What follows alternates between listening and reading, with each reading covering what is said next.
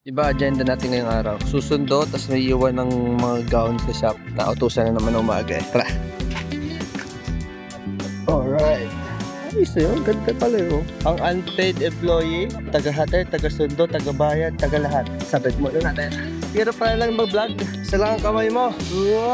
Next.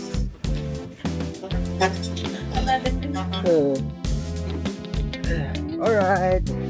Oh, tara. Sa shop na tayo. It's here.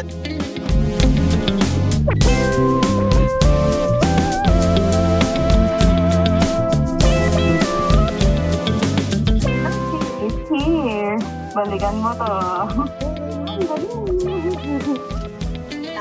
Susi, andito na.